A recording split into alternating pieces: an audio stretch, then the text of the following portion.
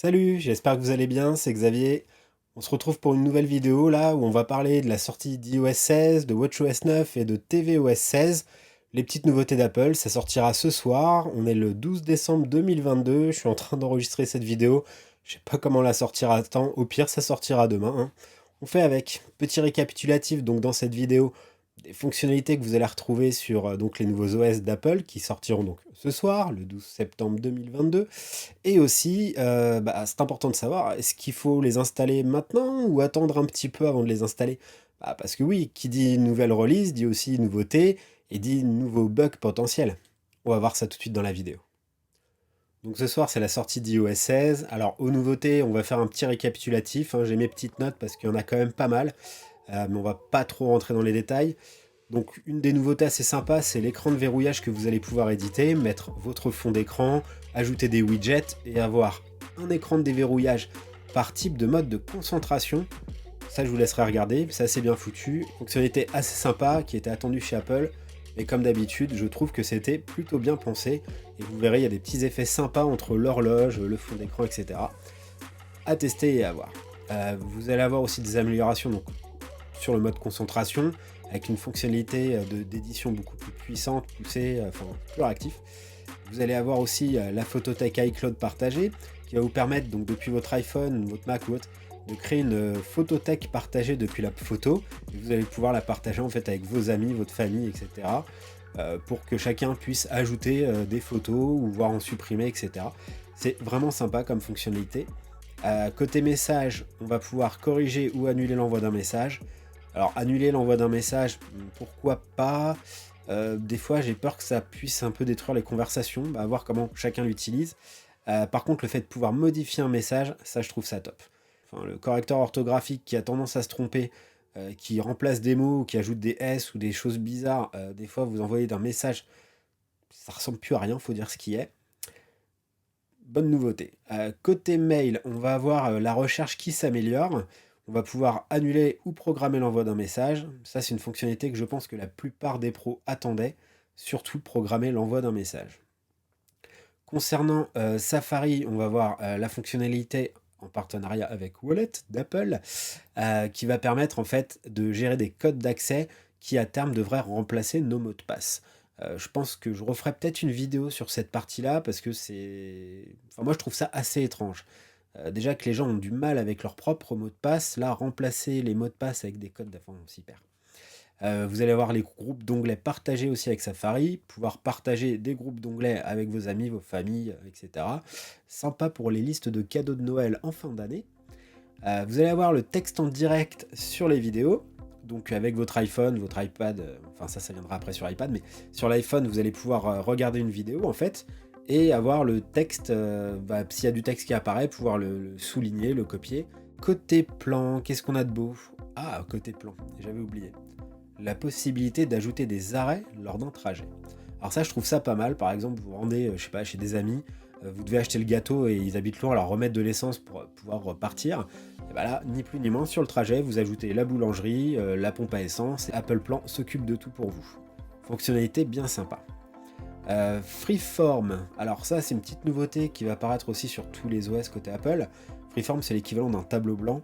Alors ce tableau blanc là il va vous permettre d'éditer en collaboration avec vos amis, vos collègues surtout je pense pour le boulot, un tableau blanc pour ajouter des notes, en enlever, corriger, etc.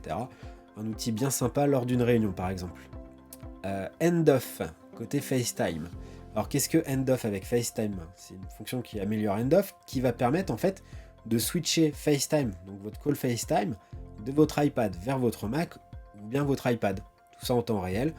Dans la barre des notifs, il y a une petite icône qui apparaît, vous cliquez dessus, vous basculez et le call bascule automatiquement sur votre nouveau device. Côté photo, on a aussi une petite nouveauté que je vais essayer de vous montrer, qui est bien sympa. Donc là, je prends une photo de chat, tout le monde aime les chats, je crois. Et donc, vous allez pouvoir sélectionner l'objet de votre photo avec le doigt. Vous allez voir, c'est magique. Alors, en espérant que le focus se fasse bien. Donc là, vous avez une photo de chat. Je reste appuyé sur la photo de chat. Vous voyez, il est en train de me la détourer. Et là, je vais pouvoir la copier, la coller, la partager, en faire ce que je veux. Je reviens le focus, merci. Vous vous propose maintenant qu'on passe aux nouveautés de WatchOS 9 pour pas trop s'attarder, là ça fait déjà un petit moment, donc on va voir tout ça ensemble. Je vous propose qu'on parle maintenant de WatchOS 9 qui arrive. Donc là vous allez avoir une nouvelle vue d'exercice qui apparaît disponible avec la Digital Crown quand vous allez lancer un exercice, donc ça va vous permettre d'avoir plus de fonctionnalités, enfin vous avez plus d'informations lors de l'exercice. Il y a des fonctions aussi de zone de fréquence cardiaque qui apparaissent sur la partie sport. Côté sommeil, ça s'enrichit avec l'arrivée des périodes de sommeil, que ce soit paradoxal, profond ou lent. Voilà, excuse-moi, je regarde mes notes. Ou lent. Et le rythme cardiaque ainsi que la fréquence cardiaque. Ça va vous faire aussi de jolis graphiques pour étudier un peu mieux est-ce que vous dormez bien, est-ce que vous avez un sommeil profond ou pas, est-ce que vous faites de l'apnée du sommeil, est-ce que votre rythme cardiaque, je sais pas, est bon pendant la nuit, de quoi se faire peur ou pas, à voir. Je propose maintenant qu'on parle de tvOS 16.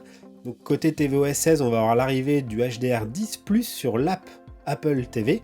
Donc bien sûr, ce sera compatible sur votre iPhone, votre iPad, sur l'Apple TV et macOS Ventura. On va avoir le support avancé des manettes de chez Nintendo pour la Switch, les fameux Joy-Con. Ça peut être sympa, jouer avec ces petits Joy-Con là devant son iPad ou son iPhone, pourquoi pas. On a le support de Matter pour la domotique. Alors petit rappel, je ferai peut-être une vidéo là-dessus. Qu'est-ce que Matter? En fait, c'est un protocole qui va servir un peu à standardiser tous les protocoles qu'on peut avoir en domotique, parce qu'aujourd'hui, il y a une multitude de protocoles de différents type de connectivité, on va dire. C'est un gros bazar, je trouve. C'est compliqué de s'y retrouver. Là, ce protocole va avoir pour but donc de simplifier tout ça. Derrière, on retrouve quand même du Apple, Google, si je dis pas de bêtises, Amazon, Ikea. Enfin, il y a c'est un groupement de grosses entreprises qui standardisent le protocole. Ça arrive sur Apple. Et on va avoir le support de Metal 3 qu'on retrouve aussi sur les différents OS d'Apple, où là, on devra avoir un rendu graphique beaucoup plus flatteur pour les jeux vidéo, et aussi peut-être, pourquoi pas, l'interface de l'Apple TV, etc. Je vous propose maintenant qu'on se pose la question, et la vraie question, le sujet de cette vidéo à la base quand même, est-ce que vous devez l'installer ce soir ou pas?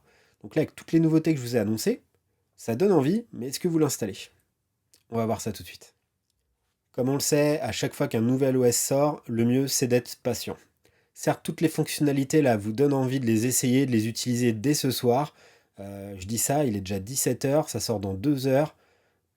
J'ai peur que vous l'ayez déjà installé quand vous verrez cette vidéo. Dans tous les cas, c'est pas grave. Mais pensez toujours que pour les futures révisions majeures, quand vous faites ça, vous prenez le risque d'avoir des applications sur l'App Store qui ne soient pas encore entièrement compatibles avec le nouvel OS, et donc d'avoir des crashs de vos applications. Ça peut être dommage quand c'est une application bancaire ou autre qui a de l'importance, où l'application est rendue inopérante tant que l'éditeur ne met pas à jour son app. Il y a aussi un autre truc, c'est que la mise à jour peut occasionner certains bugs au niveau de l'OS. Alors certes, il y a eu plusieurs bêtas, mais ça n'empêche pas que souvent il peut y avoir des petites coquilles cachées. Ça, c'est des choses qui arrivent. Est-ce que vous devez l'installer ce soir, que ce soit sur votre montre, votre iPhone ou votre TV? Alors je dirais pour la partie montre et la partie télé, il y a beaucoup moins de risques que sur la partie iPhone. Vous allez utiliser moins d'applications. La Watch, quand c'est en version stable, en général, on n'a pas non plus beaucoup de nouvelles applications qu'on installe dessus.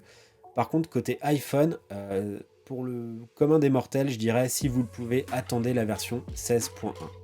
En effet, ce soir, vous n'aurez pas toutes les nouveautés qu'a annoncé Apple. Il va en manquer. Par exemple, la photothèque partagée d'iCloud ne sera pas présente.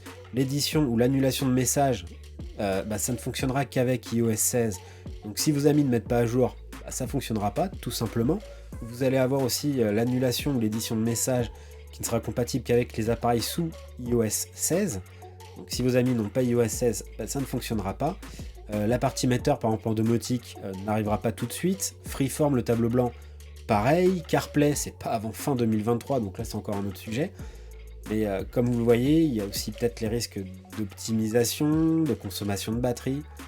Moi, à votre place, j'attendrai la 16.1. Maintenant, si vous gérez une flotte d'iPhone en entreprise, clairement, je dirais même voir la 16.2 et bien vérifier que toutes vos applications soient compatibles.